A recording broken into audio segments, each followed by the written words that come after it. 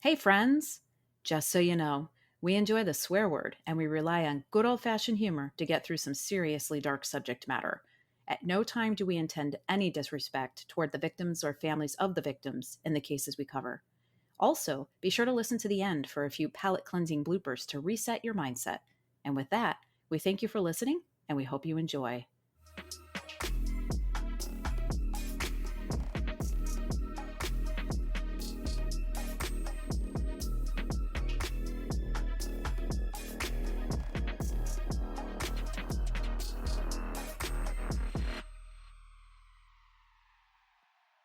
Hey friends, welcome to Crime Will Tell. I'm Jamie. I'm Carrie. How are you today, my friend? I am good. Sun is shining. Can't ask for more than that right now. No, This is episode 50 I of Crime know. Will Tell. It's like a milestone episode. I'm feeling pretty good about that. And this case is a little bit of a long one. It's a little bit of a very interesting case. It has a lot happening. So we're definitely going to need to be drinking. Okay. What are you sipping on? What you got over there? This is the last of my Knob Creek, also known as Kanab Creek. Yes. Yeah. If you say it right. If you say it right, you pronounce the K. K? It's there for a reason. I might have to supplement because I don't know if I have enough in here. I might have to go grab some others, but we'll Okay, see. what are you drinking for now then? So it's Walleye Run's 7-year rye whiskey, and it's got like a different aftertaste, almost like a fruity, like kind of pearish Oh, aftertaste. It's delicious. So, cheers, my friend. cheers. Clink. Mm, mm, mm. Like I said, this case is kind of a wild one, and it's one that hasn't gotten a lot of attention. Most of the attention that it's actually gotten is due to its connection to the Lisk case or the Long Island serial killer case, which has been a huge case in recent years. If you're not familiar, there's a case in New York where 11 bodies have or were found along Ocean Parkway on Long Island, New York. One of the biggest true crime cases in our lifetimes and just like in recent years. So it's got a connection to that case, which we'll get to. But first, I want to take us back even before that case to 1979, and I'm going to tell you about Johnny Pius. Okay.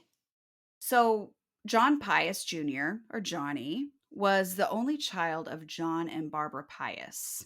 The family lived in Smithtown, New York, which is a middle class community on Long Island.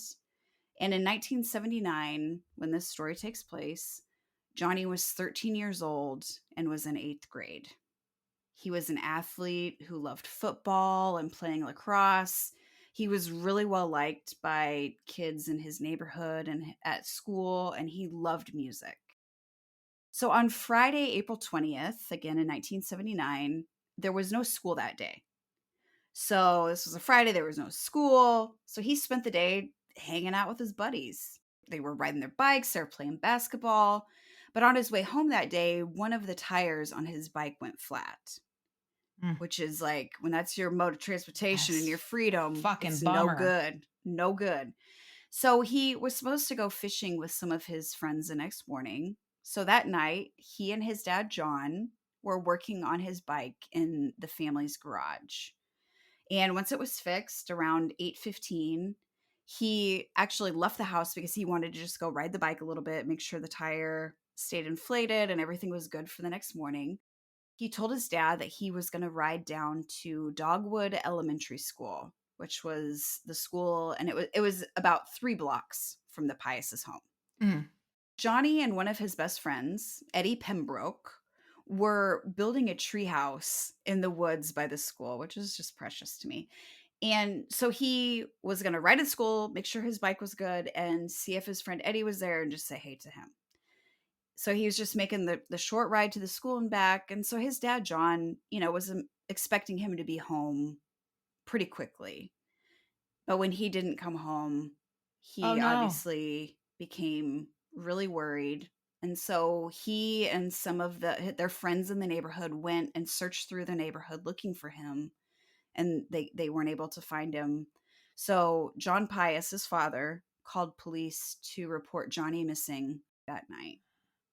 Oh my gosh, I did not see that coming. I thought the way you Yeah. started this episode off was that cute little Johnny Pius was gonna, in his, teenage boy wanderings, find a dead body. I didn't expect him to be. Is he the victim of this case?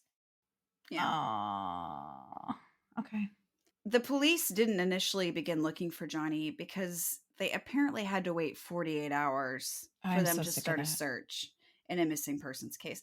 And we hear that in so many cases, but I really thought that that rule didn't apply when a child went missing. Yeah, you And he said he was was 13, right? 13. Yeah. So I don't know why there wasn't like an immediate reaction, in response from police, but It's whatever. probably because the natural, whether it's right, wrong, or otherwise, is I probably ran away. He's probably out getting into some shit. He'll be back. So the following morning, so this would be Saturday, April 21st, 1979, John Pius got a call telling him that Johnny's wallet had been found near the playground at Dogwood Elementary School. The wallet still had $2 in it, which I'm just like, "Ugh, Also, carrying a wallet around at 13 is I adorable. know." And with $2 in it, like it's just, I know. I'm like, ugh, Two big dollars, because that meant a lot back in 1979 to a yeah, 13. I mean, right? $2 means a lot now. Right. He probably Oh, got it for his birthday or something I and a don't card from like his this. grandma. So John and his niece went to the school, again looking for Johnny. I think probably at this point in their minds, maybe they thought he was hurt, something that they would still be able to find him. And they ended up finding his bike, and it was kind of sticking out of a wooded area near the school. So after finding the wallet and the bike at the school, they're like, we need to really do a search of this area. So around 25 friends and relatives of the Pius family kind of got together and they did a search that day for Johnny. And around 1:40 that afternoon, his body was found down an embankment by a neighbor whose name was Joseph Sabina. Johnny's body was hidden beneath a pile of branches and leaves, and some logs had actually been pulled on top of him to try and hide his body. He was fully clothed. He was still wearing the light blue sweatshirt, blue jeans, socks, and sneakers he'd left home wearing the night before. The Suffolk County medical examiner, Dr. Carlos Tejo, performed the autopsy on Johnny's body. He had been beaten, stomped, dragged, and dirt and stones had been shoved down his throat. Oh my God.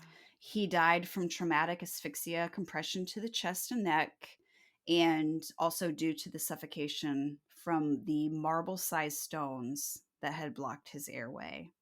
I believe that there were 6 found, like 5 that were like down his throat and 1 was under his tongue. Oh my God. There was no evidence of sexual assault or robbery. Again, still $2 in the wallet. Um, but there was an impression on his chin that appeared to be made from the bottom of a Puma brand sneaker. The impression on his chin was so hard that they That could make they, that out. yeah, they could make out that it Oh was my like God. the He was Puma logo. tortured. And so they weren't able to determine the size of the shoe, but in the minds of investigators, they were like, who wears sneakers? Teenagers, right? Something about the way that the crime was committed, they just thought it was kind of crude. They were like, this was teenagers. Because apparently, Huh. like once you reach adulthood, you can only wear dress shoes and cowboy boots. Like I have fucking Puma sneakers. I'm 42, whatever. But this was really like the only piece of evidence that they had to work with. There was no weapon. They weren't able to find DNA on anything or just any obvious. No hairs, no fibers, No, nothing. nothing that just kind of led them any direction. So they like really took this sneaker print and ran with it. Well, and the motive is kind of elusive. If there was no sexual assault, thankfully, and there was Yeah, no robbery, and what the fuck? right. Police began talking with teenagers in the neighborhood, trying to get information about Johnny's murder. And they would approach them and kind of just be like, "Hey, man, want to talk to us for a minute?" And of course, they're like, they're cops. What am I supposed to say? Like, of course I'll talk to you. And they would either like drive around with them talking, or they would take them to the police headquarters and question them. And so the way that the police handled this investigation would later be scrutinized and questioned. It was alleged that police coerced teenagers into going with the officers, and they were held for hours without being charged with anything. Were their parents there? No. They would literally stop kids on their bikes, put the bike in the trunk of the police cruiser, and then take them to the station to question them for hours without letting 1979. them, yeah, without letting them tell their parents where they were. It was reported that police were lying to parents if they called and asked if the child was at the police station. Like they would say, "No, your kid's not here," while they were being questioned by detectives. Oh my God. At one point, a parent even filed a missing person report for their kid because they didn't know where they were while they were being held by police. And it Did the basically police go, "Oh, interrogated. just kidding. Oh, we have your kid right here." Yeah, he's fine. And I mean, a boy had just been brutally murdered in their town, their neighborhood. So parents were Yeah. understandably Where's my really kid? nervous if their child didn't show up when they were supposed to. So it was just very fucked up how this was all handled. Investigators, of course, denied any wrongdoing. I mean, I am not experienced, but I can tell you it's fucked up that a minor was being questioned without a guardian present. I'm pretty sure that's not legal, and it's definitely a civil rights violation. But we'll circle back to the questionable conduct of the police department. Okay. It's a huge part of the story.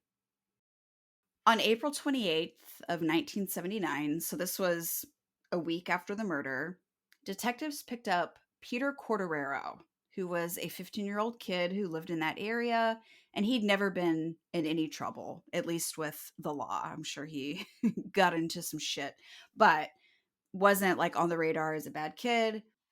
And the details of this interaction are really fuzzy. Like, I really wanted to get clarification on how this all went down, and I just couldn't figure it out. But at some point, Peter was riding around in the back of the police cruiser talking with the detectives, and he ended up confessing to killing Johnny Pius. However, Peter did not know that his conversation with the detectives was being recorded. He told Hmm. investigators that he and his 14-year-old brother Michael and their two friends, Thomas Ryan and Robert Brenzick, who were both 17, had killed Johnny because he had seen them steal a minibike and they were worried that he would turn them in. Oh, interesting. Now, once Peter's mother arrived at the police station to be with him, Peter immediately recanted his confession. He said that the officers told him that he could go home once he confessed to the crime. They fed him details about the crime, and he pretty much said that he just repeated what they were telling him. He told his mom that he had lied about killing Johnny because he just wanted to go home. Like he had been held there for hours. Even though he confessed, there wasn't any other evidence that they could use to charge him, his brother, or their two friends. Hmm. So that's kind of where we're at with the case to start. Another teenage boy named Robert Burke lived right across the street from Johnny and his parents. And he came onto investigators' radars when people in the area stated that he was definitely capable of committing the murder and should be looked into. A lot of people were like, "You should check out this motherfucker." So on May 11th, 1979, three other teenagers, like this was just like every teenager in the goddamn county was Yeah. somehow involved in all this. So three teenagers told detectives that Robert Burke had confessed to them to killing Johnny. According to one of the witnesses, he said, quote, "I did it. I stuck my cock down his throat and I covered it up by putting pebbles down his throat to make it look good." How crass. Yeah. Ugh. So I would want to punch Robert right in his dumb little dick. But another friend of his came forward and said that Robert was at a house party with him starting at 7 o'clock that night. And apparently, just based on that, he was cleared as a suspect, even though multiple people in town had heard him bragging about killing Johnny.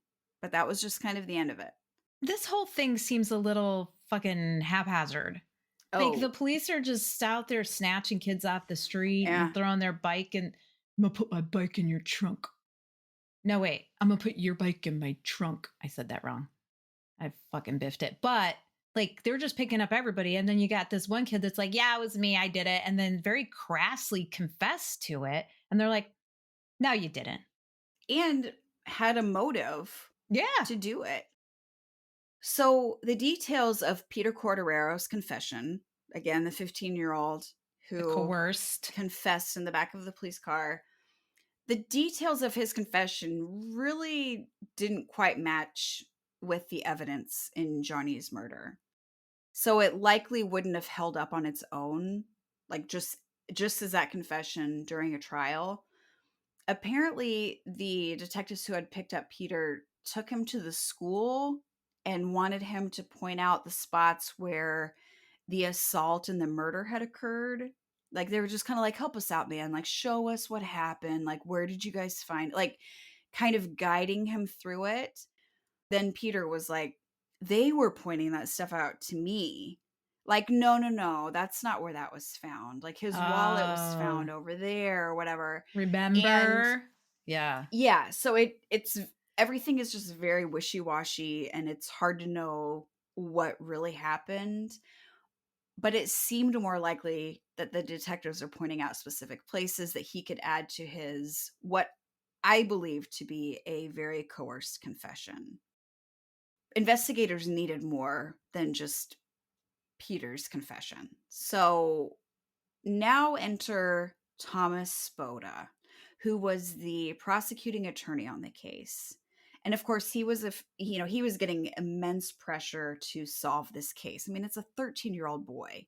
Yeah. So he basically started approaching troubled teenagers and was trying to get them to snitch on their friends or other teenagers in the area. He's like, come on, help me out, man. I'll help you out. You No, no, no. help Snitches me. get stitches. Right? And so a 16-year-old juvenile delinquent named James Burke, he was not related to Robert Burke, the kid who lived across the street from Ah, the okay. Piuses. And, he was kind of known in that area to break into houses, just a little bit of a Mm. troublemaker. And he knew the Corderero brothers. So Peter and Michael Corderero. And he ended up being interviewed by Spoda, who, again, was the prosecuting attorney. And James Burke stated that he and Michael Corderero, Peter's brother, were discussing the crime with some of their friends. And in his sworn testimony, he said that a friend had asked how you could kill someone just for stealing a mini bike. And Michael Corderero had allegedly responded, if you were drunk and stoned and you didn't want to get caught, you would do the same thing. So all of a sudden they have this eyewitness testimony that Michael is confessing to this crime. This witness testimony was just exactly what Spoda needed to lock down the case against the teenagers. Burke's statement, along with the Mm. recorded confession from Peter, led to the murder conviction for him and his brother. So, 8 months after Johnny's murder, the Corderero brothers were arrested for killing him, and their friends, Robert and Thomas, also ended up being charged. So, we have these four teenage boys that are charged with Johnny's murder. Okay. According to trial documents and based on Peter's confession, here is loosely what allegedly happened the night of the murder. So the four suspects were at Dogwood Elementary the night of April 20th after they stole a mini bike from a nearby neighborhood. This mini bike, just for clarification, was a piece of shit. It had no engine, no tires. It was just like the shell of a mini bike. They had the car parked at the school, and they were putting the stolen bike in the trunk of Thomas Ryan's car when Johnny happened to be riding by on his bike. What's Again, with like putting bikes in trunks in this story? I don't know. Everybody's putting bikes in trunks. So Johnny was on his way to the school, happened to drive by these guys, and one of them had a brief exchange with Johnny, but he just continued riding, towards the school. So the 14s took this stolen bike back to the Corderero home, and they hid it in the garage. And they decided that they needed to go find Johnny and make sure that he didn't tell anyone about this stupid fucking shitty bike. And I'm not really sure how Johnny would have even known that it was stolen if they hadn't announced it. You know what I mean? Like, I Yeah. wouldn't ride by and be like, "Oh, they're putting it in the trunk. It must be stolen." Like, No. Yeah. so I don't know what happened if, Their guilt got too loud for them, maybe. yeah, maybe, I don't know. But I was kind of like, just let him fucking ride on. He doesn't probably give a shit what you guys are doing, but whatever. So they dropped off the bike and they decided to head back to the school to try and find Johnny. And unfortunately, they did. They approached him and they began threatening him, telling him to keep his mouth shut. And then they began beating him. And while they held his mouth open, they shoved the stones down his throat until he suffocated. Now, some of the details would change in his confession. First, it was Thomas Ryan and Brenzick who attacked and killed Johnny. Then it was all of them who participated. It was like the confession was just all over the place as far as details went. And so I don't know if like detectives were correcting him and being like, I really don't know, but like none of it made any sense what he was saying. Hmm.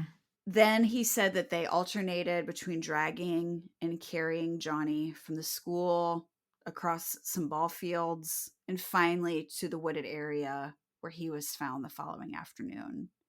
They leaned his bike against a tree. Then they all agreed not to tell anyone what they did, and then they went home. Now, the detail about the bike is one of the things that was a contradictory statement. Mm. Peter said that they leaned the bike against a tree, but Johnny's dad found the bike laying down and he set it up against a tree because they wanted to come back and find that spot. So they had set They used it as a the bike marker. up against a tree. So it was just one of those things that didn't match with what was actually found, and maybe police had forgotten that detail, but it was fed to Peter. It's just all of these little things that like don't match up, but was enough to tie them. Anyway, it's just a mess. So in 1981, following a 10-week joint trial, now 17-year-old Peter and his 16-year-old brother Michael were sentenced as juveniles and found guilty of second-degree intentional murder. They were sentenced to 9 years to life, which was the maximum sentence that they could receive since they were juveniles at the time of the murder. District Attorney Patrick Henry said the brothers were the best examples of the worst examples of the youth of our country. Okay. Thomas Ryan and Robert Brenzick were tried as adults, unlike the Corderero brothers. In 1983, they were both found guilty of second-degree murder and were given the maximum sentence of 25 years to life. Wow. Yeah. And there were what seemed like endless appeals filed for all four of the boys convicted of Not Johnny's murder. surprised. Yeah. All of the original murder Fuck. convictions were overturned on appeals. It was a fucking mess. And these were due primarily to a lack of evidence in the case. Wait, did you And say that, all of the murder convictions were overturned on appeal, all four of them? yes, all of them. Because the whole thing was just sloppy? Maybe? I don't know. And multiple times, yeah. And so these were Huh. due primarily to a lack of evidence in the case, and that the convictions decided by the juries were mostly based on hearsay. Mm. The Mhm. amount of time and effort and money spent on the hearings and trials in this case is absolutely astounding. In 1987, so 4 years after they were convicted, both Thomas Ryan and Robert Brenzig's convictions were overturned. A new trial began in June of 89 for Thomas Ryan, who was then 27 years old. So, I mean, these guys are just sitting in prison waiting for appeals. He was charged with 2 counts of second-degree murder, but the case ended in a mistrial. Mm. He was then retried again and convicted of murder in 1990 and was sentenced to 25 years to life again. There was an appeal on that verdict. So in 2003, at the age of 42 and at his fourth fucking trial, he pleaded guilty to attempted manslaughter for his role in Johnny's killing. He told the court that he had driven the teens around looking for Johnny, but was parking the car while the others killed Johnny. He only helped move the body into the woods. So he was sentenced to 5 to 15 years, but at that point, he'd already served 18 years, or almost 18 years, I think, at that point. So the sentencing was basically just a formality, and he ended up being released. Did he just plead guilty just to get the fuck out of jail? Yeah, I touched on that. Ah, So okay. Peter Cordero's 1981 conviction ended up being reversed in 1989. His confession was ruled to be inadmissible because of the questionable way it was obtained by detectives. Due to lack of any other evidence, he was never tried again. He was released after spending only 9 years in prison. So he served the Only least 9 amount of years. time. Mm. Okay. Yeah. But that was the least of the All of them? four of them. Yeah. Oh, so Michael got more. Yeah. His brother Michael was also convicted in 1981. That was overturned in 1988 due to incompetent counsel during the first trial. He was reconvicted in 1990 and given a sentence of 9 years to life. Robert Brenzig's initial trial in 1982 ended in a mistrial. His murder conviction was overturned by the New York State Court of Appeals in June of 87 after already serving about 4 years in prison. He agreed to a plea deal and pleaded guilty to a first-degree manslaughter charge in 1988 and was sentenced to 4 to 12 years. He told the court that he and Thomas Ryan were, quote, involved a little bit, but not much, and that he only punched Johnny a handful of times in the arms and back, and that Peter Cordero was the only one who put rocks in him. His attorney, Frank Bess, said that he didn't think any of the teens were involved in the murder. He was actually opposed to his client taking the plea deal and believed that he only took it to be able to get out of prison sooner, which was kind of the consensus in all of this, was just that they were like, I will tell you whatever the fuck you need to hear to get Yeah. me out of prison. But in Bren, doing that, they get out of prison, but then it like just hinks up the whole shit. yeah. Brenzik ended up being released from prison in August of 1993. And it's very strange to me that the kid who, like, actually, quote unquote, confessed to the crime ended up serving the least amount of time. Mm. And the other three that were just simply implicated Mhm. by that false confession all served years in prison. Like, just so much about this case just like makes my blood It gives boil. me the EBGBs. Yeah. And it's so scary that, like, there have been multiple cases that I've heard about, read about, whatever, that, like, somebody just says someone was there and that's enough to convict someone. And any one of us could fall into that cuz you don't know. Yeah, exactly. So the details of what allegedly happened that the night that Johnny was killed, again, like I said, have been all over the place. The four boys convicted of killing him have all told completely different stories, about who was involved and who did what. It all just depends on who you ask. Like, the stories contradict each other all over. It seems pretty clear to me that later on they just implicated themselves, like, just enough, or pled guilty to charges to appease the prosecution and just to be able to get out of prison as soon as possible, Yeah. which is just really sad. because in those cases, as long as you admit guilt, you can get a lower sentence, which is Yeah. so fucked up. So, also reading through the court transcripts, there were very conflicting accounts from detectives investigating the case and the parents of the suspects. Oh boy. During the Corderero trial, detectives said that the boys' parents basically said that they were just like nothing but trouble and had likely killed Johnny. They made it sound like the parents were just like, yeah, those little fuckers are guilty. This was Peter and Michael's parents. I think their parents were split up, but Ah, both of them showed up at the police station when and their we're boys were like, arrested, and they were like, what the "What the fuck? hell?" And so, but then the parents testified, and they're like, nah, we never said that." And so nothing, like everything was just It conflicting. was just a quagmire of he said, she said. Yeah, exactly. And so you're like, what the fuck actually went down? And meanwhile, poor Johnny Pius is still dead. And not getting justice. Johnny's parents, John and Barbara Pius, ended up moving to Florida in 1980 because it was just too hard for them to Yeah. stay in the area where their son was taken from them. Oh my And God. all of the appeals and the retrials and the hearings were just too much. They were too overwhelming. It was too emotional. And I know that like Johnny's mom had some outbursts at some of the hearings and like was yelling at like the Corderero's mother, and just she just was distraught, and it became too much, so Yeah. they relocated. So at the beginning of the episode, I mentioned the connection to the Long Island serial killer case. Yeah. So we're going to go a little bit deeper into the relationship and actions of two people that were involved in Johnny's case that I mentioned previously.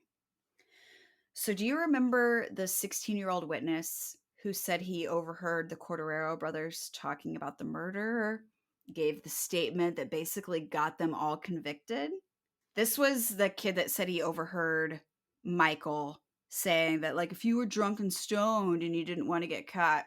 Okay. So his testimony basically along with Peter's confession is what got all of these boys convicted. Okay.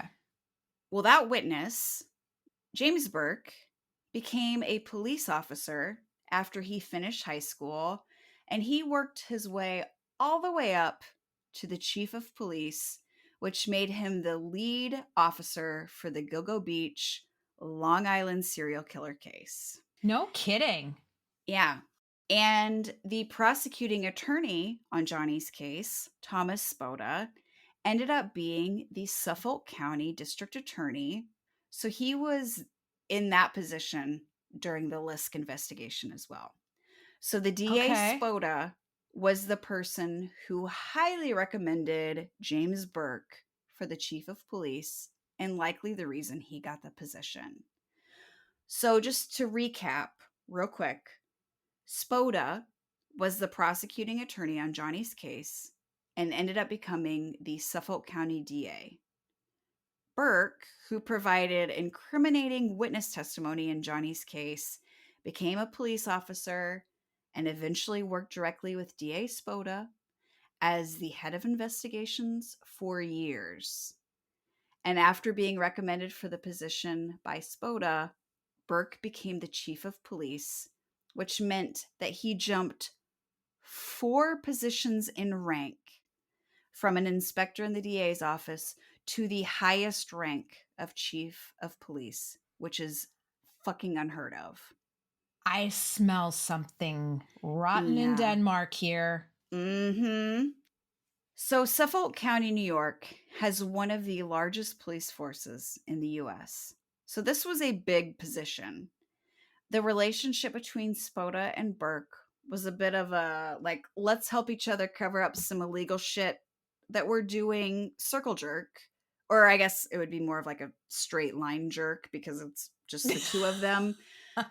But anyway, these assholes were like up to no good. So, how does this bromance relate to Johnny Pius's case?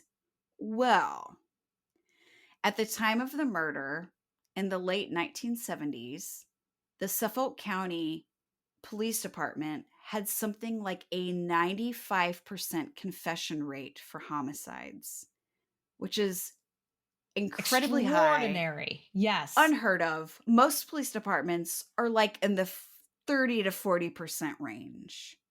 So this indicates that a lot of corners were likely cut to get those confessions and just screams of coercion by at least some corrupt police officers in the DA's office. Coercion and So, collusion. yeah. So when you go back and listen to 16-year-old James Burke testimony in the Johnny Pius case, it seems very rehearsed, and it had just the details that prosecuting attorney Spoda would need for a slam dunk case against the teenage boys. Again, this kid was a juvenile delinquent, had gotten into some trouble. So the Ah, suspicious, scandal filled relationship between Burke and Spoda yes. began following Johnny's murder and continued on for decades. Burke became a city cop, then an officer for Suffolk County. Then he worked as an investigator for the DA's office directly under Spoda, and then just got launched into the chief of police position, working hand in hand with Spoda. Like you said, fishy as fuck. I don't like this. Apparently, during the extensive investigation of the multiple apparently during the extensive investigation of the multiple murders in Gogo Beach, Burke and Spoda requested that their local officers not work with outside agencies also working the case. This included the FBI, the state police, the sheriff's office. They were like, nope, we're just doing this in house. Do not talk to anyone else. Spoda and Burke also turned away what could have been key evidence in solving the case, including cell phone data that had been obtained and analyzed by the FBI. They were like, no, we don't need it. That would have possibly cracked the case wide open. Detectives were also stopped from providing information about the case to the FBI's behavioral science unit to help get a potential profile of the killer. In huge cases like the List case, you should be open to all resources that could help Yeah. solve the murders to protect the citizens you were elected to protect or that you're paid to protect, unless you don't want years of unsavory behavior and misconduct to be uncovered, which is exactly what was going on. So, throughout his career, James Burke had more than a dozen internal affairs claims against him and Oh was my involved God. in multiple scandals. Oh my He was God. known to be a very aggressive cop on the streets, and he would ask officers working under him to do like surveillance on his girlfriends or their exes, like just doing dirty work for personal That's reasons. disgusting. Yeah. I just He, really, it bothers me when people, mostly white men, abuse their positions of power. exactly. Fucking bothers me. Yeah. He would attend and participate in drug filled parties and lost his service weapon on numerous occasions. You're joking. No, he Oh my often hired sex workers, even during an active investigation for the murders of multiple sex workers, which is what the Long Island serial killer case is all about. During the investigation, he is hiring sex workers. He was reported to Jesus have Christ. engaged in some of these sexcapades in his police vehicle while on duty, while in uniform. He sounds like a neat guy. We should invite him over. Oh, One sex worker ended up coming forward and she stated that Burke was very aggressive and liked to choke her during their interactions. Officers working under Burke stated that they had heard the chief basically just kind of downplaying the murders, calling them misdemeanor murders, pretty much saying that like the murders of sex workers were unimportant and not worth putting much effort into investigating. Sex workers being murdered weren't a high priority for their department. Okay. he's hiring sex workers and doing lots of drugs at parties. So it's like, what the hell did he know about the murders? And was he maybe covering for some people in his circle? Were they committing these murders? Was he involved somehow? Like, it was very, very suspicious. Damn. So, when there was an internal affairs investigation against Burke regarding his drug use and his involvement with sex workers, guess who his lawyer was? Tom motherfucking Spoda. And following this investigation and all of the other investigations and all of the other bullshit that he did throughout his career, he was never once fired or demoted from any of the positions that he had, and in fact was just like skyrocketed to the top of law enforcement in that county. So, because of all of this, theories began to swirl about what was happening in this case and why a killer hadn't been caught. So, again, was he involved in the murders? Was he covering up for friends? Based on the shady shit going down in the police department and the DA's office, along with Burke's involvement with sex workers, it seems like a fair assumption that he is somehow involved with the multiple murders that were plaguing that area. And sex workers were likely the group of people who might know the most about the murders, but had to have been so scared to come forward knowing that Burke was tied into the case. You know, that Yeah. like they're like, you just hired me last week. I'm not going to come in and confess to what I know about what happened. So I assume that a lot of them were threatened to keep their Yeah. mouths shut or told that no one would believe them. So it's really sad and infuriating, but karma finally caught up to old Slim Jim. Good. In December of 2012, a man named Christopher Loeb had a very unfortunate encounter with James Burke that would eventually be the downfall of Burke's career. Hmm. Christopher Loeb was a young heroin addict who, like a lot of addicts, turned to stealing to pay for his drug habit. Mhm. I mean, that's just a pretty common thing. And so he would go around to park cars and, if any of them had unlocked doors, look for money or change or any valuables, anything that he could sell. And one night he ended up breaking into a GMC Yukon and stole a duffel bag that was in it. Inside of that bag, Loeb found a gaggle of sex toys, including a butt plug, cigars, pornography DVDs, and possibly a handgun. There were conflicting reports on the handgun, but Oh, I I was wouldn't be like, either it's a surprised. gun or it's not. Like how like but what's conflicting is whether or not there was one. So that vehicle and that bag of fun belonged to police chief James Burke. It was actually his department issued SUV. So I'm not sure if Burke was Oh my god. specifically targeted because maybe Loeb knew that he was kind of a shady cop and might maybe have some drugs in the vehicle, Oh or if it my was god. just a random burglary. Regardless, Burke's bag got stolen. I'm going to go And with random because karma, she finds a way. right. And so I'm not exactly sure how Loeb ended up getting caught, but he was arrested at his mom's house where he was living. The duffel bag was found at the home by police and was never seen again. I'm assuming that those officers just gave it right back to Burke. But once in custody, Loeb was taken to an interrogation room at the police station by detectives who had been specifically selected by Burke to handle the arrest. Loeb was handcuffed and shackled to the floor of this room, and Damn. Burke was pissed. Well, He yeah. arrived at the station, His blood plug was taken. and I think it was pink, which is awesome. So Burke arrived at the station. He busted into the interrogation room and began punching Loeb and violently shaking him. He threatened to give Loeb a hot shot, which is basically just a lethal dose of heroin that sometimes people use to kill someone and make it look like an overdose. Holy shit. So he threatened his life. Yeah. Loeb Oh my called god. Burke during this interaction while he's getting beaten up. Loeb called Burke a pervert because of the stuff that he'd found in this duffel bag, and Burke lost it and began beating the absolute crap out of Loeb.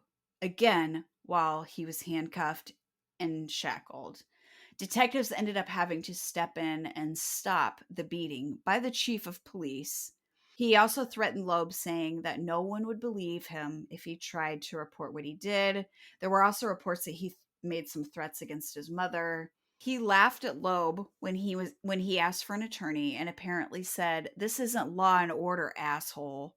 Like, that was like a quote that was like, I wonder how long he had that chambered to use. yeah, he's a classy motherfucker. And I mean, as the victim in this case, Burke should have had no contact with Loeb. Like, that is a conflict of interest Big time. to the max. I mean, interest cannot be more conflicted. So this assault led to a federal criminal investigation that lasted for years. Burke had pressured the detectives who knew about the assault and that he had brought in to specifically handle the arrest. He had asked them to cover for him by lying in court, and to the federal agents who were investigating the case. And that lack of cooperation from the officers ended up stalling the investigation. But after more than 2 years of investigating the incident, more than 10 officers ended up coming forward and confirmed the horrific details of the assault against Christopher Loeb by Chief Burke. A grand jury indicted Burke on assault charges, and he was arrested in December of 2015. He had retired as chief of police just a few months before. I think he probably Oh, suspected that this was going to happen. So he coincidental retired. timing. Yeah. Yeah. He pleaded guilty to the charges the following year. After being held in jail for 11 months, 52-year-old James Burke was sentenced to 46 months in federal prison for obstruction of justice and violating Christopher Loeb's civil rights. He also had to serve 3 years of post release supervision. So, whenever I first saw that, I was like, 46 years. 46 months? What? I was hoping that motherfucker was just going to be in jail for the rest of his life. Not on an assault charge. Yeah. I know, but like, just knowing all of the other shit that he did. So at Burke's sentencing, Christopher Loeb spoke to Burke directly, saying, quote, "Your crime is first against me and then against the entire system of justice. The Yeah. punishment for petty theft should never include a vicious beating by the chief of police. I will never again feel comfortable in Suffolk County, the place I used to call home. Now look at Mm. us both. We're both incarcerated." At the time, Loeb was incarcerated due to a parole violation, but he eventually received a $1.5 million settlement from Suffolk County for the assault, and a settlement directly from James Burke. The amount of that settlement wasn't disclosed because it was private, Oh, but it's like probably sealed. he got something from Burke directly, which I think is fantastic. In 2019, 78-year-old Thomas Spoda, Burke's partner in crime and the district attorney of Suffolk Yeah. County, and a prosecutor and aide to Spoda, whose name was Christopher McPartland, were also found guilty. They were charged with obstruction of justice, witness tampering, and other charges related to stalling the federal investigation against Burke. Like, they were doing everything that they could to protect this motherfucker. They were sentenced to 5 years in prison. And in addition, Spoda had to pay a $100,000 fine. So they actually ended up getting longer sentences than Yeah. James Burke. Wait, 12, 24, 36, 48. So he got James Burke got less than 4 years. Yeah. And he'd already served 11 months like before his Mm. conviction. So that was factored into it. But so there was some deep seated corruption in Suffolk County law enforcement. Hate that. Burke and Spoda had no integrity, and they absolutely took advantage of their positions of power. The police in Suffolk County are some of the highest paid in the country. Like, it's Oh, actually a really hard force to get into.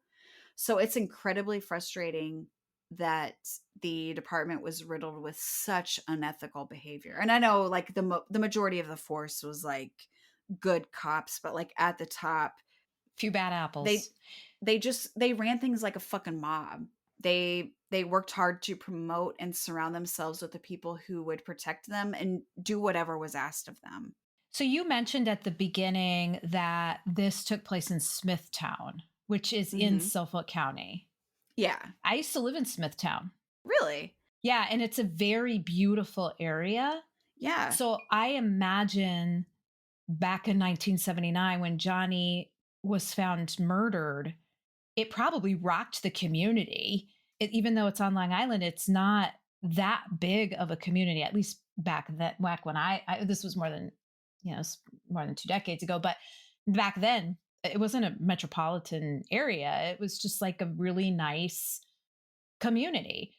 Just a Um, charming little just a charming place. little place. And then years later to have this scandal rock the same community with ties to Lisk, that had to have been pretty like, if I was a community member, I would have been like, holy shit. Like, what is happening? I feel like I would have felt betrayed as if I lived like if that was my home, knowing that the chief of police and the DA were in collusion or cahoots with each other and up to some crazy bad shit. Yeah. And nobody knew, nobody was the wiser. And that stupid fucking Spoda didn't get anything until what, did you say 78 years old? So he lived his Yeah. whole life just fucking shit up. And Yeah. please tell me he died in jail. No. I Mm. think they've all served their time and are out. Burke denied any of the allegations that were against him, including any Of false course. statements in Johnny's case. Like, there was a lot of people that came after him. It was like, you've been lying for years, you idiot. Like, what happened with your ties to, Johnny's case? And he was like, nah, just denied everything. And once Burke and Spoda's positions were replaced, massive progress was made in the Long Island serial killer case, and an arrest actually ended up being made of Rex Heuermann for Mm-hmm. at least some of the Beach murders. I know some of them are still unsolved, but So why did Spoda and Burke delay the list case so much? For what? somehow Burke was trying to protect all of his indiscretions. So if they started like really digging into it and started talking to other sex workers and whatever, they would learn that Oh. he was going to these like sex parties and drug parties and he was tied into that scene and it Oh, okay. probably threatened a lot of these sex workers. Like, he was really just in the heart of it. And who knows what happened with some of those murders, if he Was was responsible. tied to it, yeah, or just covering for somebody. Like, he was just trying to protect himself. He didn't want his dirty laundry being aired, and that's all it came down to, was he was Because just protecting himself and his friends. you said that he also visited sex workers when he was on duty and in his car, Yeah, which is like they would a have sex in his police issued major no-no. vehicle. Right. Yeah, that's I wonder if he ever certainly got frowned locked in the upon. back seat.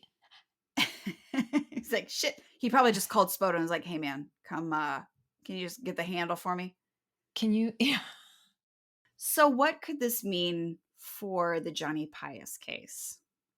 Following Johnny's murder, the prosecutor Spoda was under a ton of pressure to convict the person or the people responsible for killing him. And Peter's recanted confession just wasn't enough to convict the four suspected teens. He just simply needed more to tie them to the case. So did he tell young James Burke all the details he needed for the case I and get him to give a false statement? The perfect statement that he would need to make the conviction? didn't even Was put that Burke together. Yeah. Was Burke somehow involved in the murder, but Spoda knew how valuable he could be to him in his career, so he chose to protect and groom the teenager? That It's hard fucker. to say, but I If I was a betting woman, right? oh my And God. so when you look back at everything that happened, I also want to know about Johnny's friend Eddie Pembroke, the one that he was building the treehouse with. Yeah. He was going to try and find him that night. And the Puma sneaker mark that I had mentioned earlier, Well, those marks didn't match the shoes of any of the suspects, but according to trial documents, they matched Eddie Pembroke's shoes. I do not like that one bit. And that was like all that was fucking said about it. It was like, well, they didn't match these four, but they did match Eddie's, and like nothing else came of it. So I'm like, did those two fight in the woods? Did something happen? Did he kill his friend? And then what about Robert Burke, the dumb turd who lived across the street from the Pius home and had bragged about sexually assaulting Johnny and killing him to cover it up? Why was he not seriously looked into? His one friend said that he was with him the whole night. Was that enough? Like, did he have friends that said, yeah, he was here the whole time, but did they really look into this kid? I don't know. Jamie, I don't like where this is going. I It know. feels like it's unsolved. Well, I mean, it's not technically, but I feel like it is. Technically, it's solved because those four boys were convicted in served time in prison and have served their time and were released. But No, that's bullshit. Mm-mm. If I were John and Barbara, I'd be so fucking pissed. I think they trusted the police, they trusted the DA Yeah. and And the then look where prosecutors. that got them. I wouldn't be settled with it if I were them. So the convictions of the teens in Johnny's case were based on a coerced confession from a boy who didn't have his parents present when he was questioned. He didn't get the opportunity to talk with an attorney. And the other boys implicated in Peter's confession didn't get the chance for their attorneys to question Peter, which is pretty standard. Mm-hmm.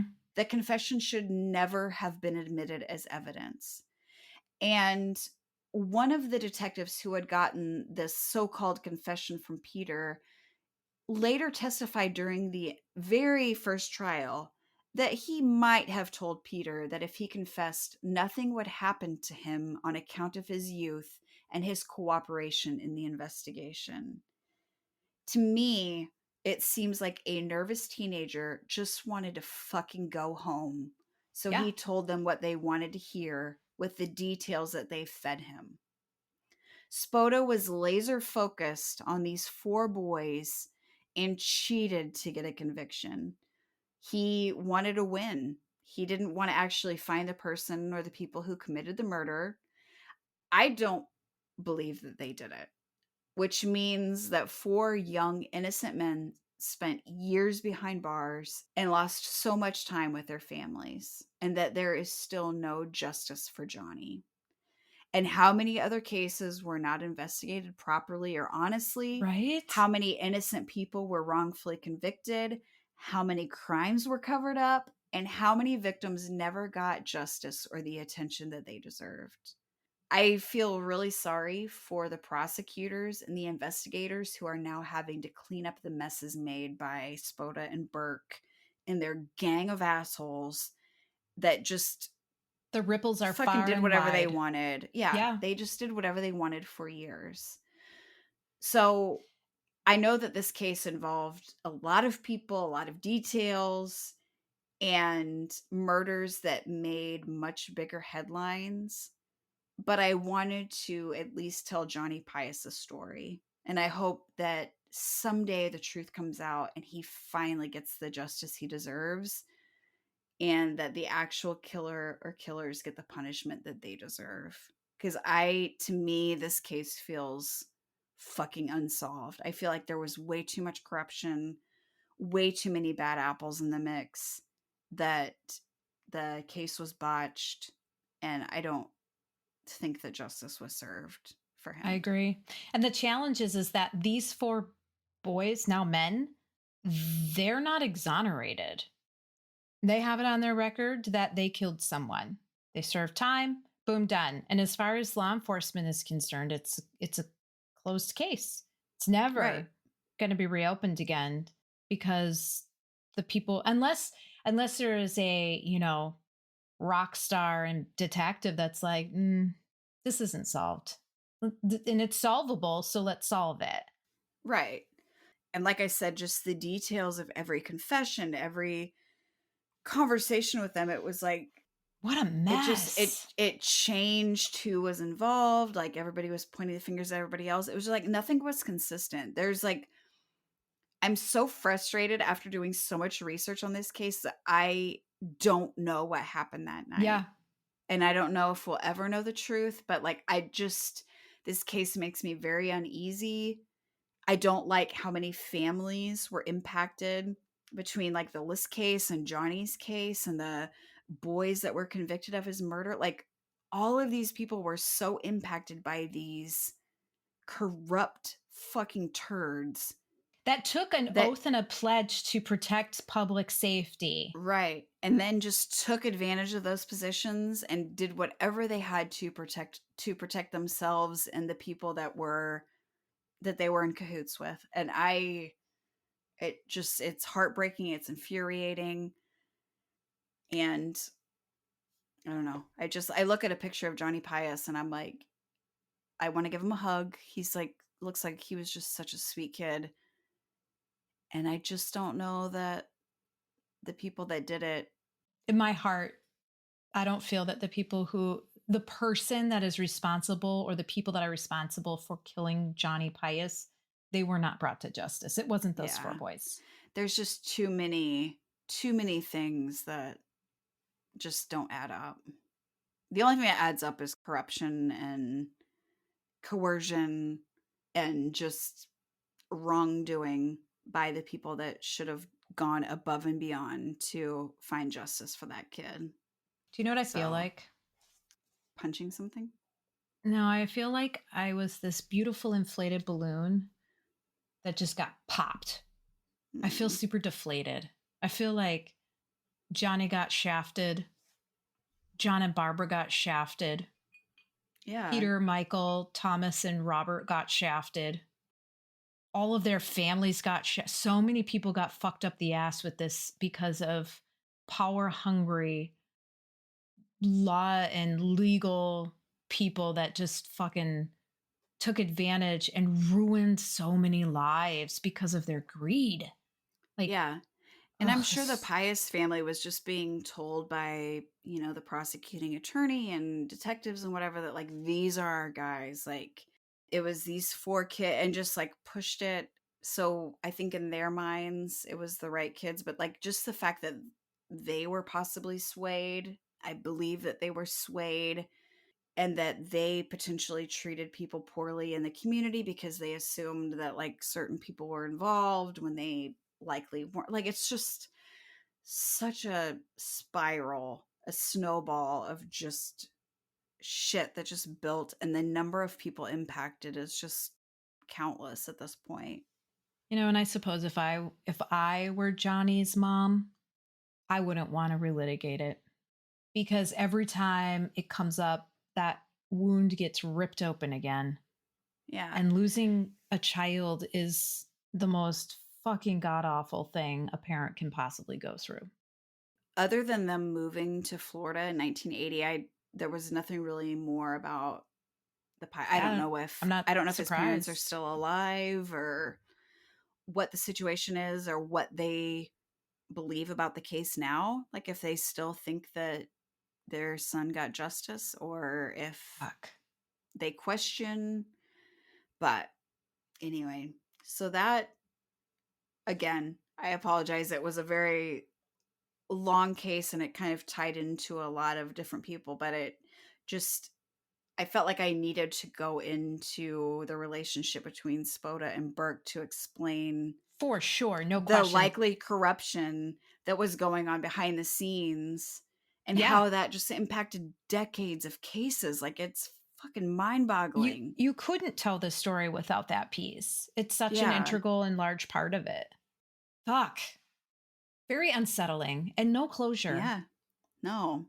So like I said, I'm just hoping that at some point with everything that's happened in the last couple of years with like the List case, that maybe some piece about Johnny's case will also come out, that people are like feeling safe now because those guys are out of power, that maybe people will come forward and just a lot of things will be settled, cases might have to be retried because the amount of corruption that went on for decades, who knows how many victims and families and cases were impacted by their corruption.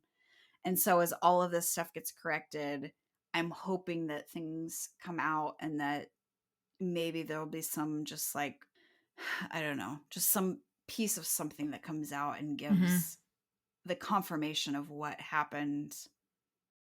But anyway, that is the horrifying case of the just brutal killing of Johnny Pius and just the mountains of corruption that started with his case and went on for decades in Suffolk County in New York. So Fuck. we really appreciate you guys for listening and supporting Crime Will Tell, sharing the podcast with people. If you haven't checked out our website, crimewilltellpod.com, we've got merch. We've got some other shit on there. You can also find us on all the socials. Shit on there. Just search for Crime Will Tell on places. You'll find us. You'll find us.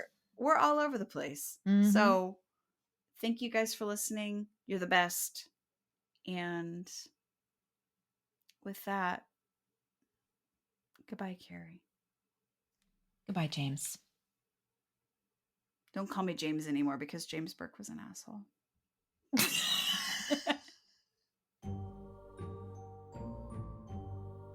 Me and my 49 years old is doing it just fine.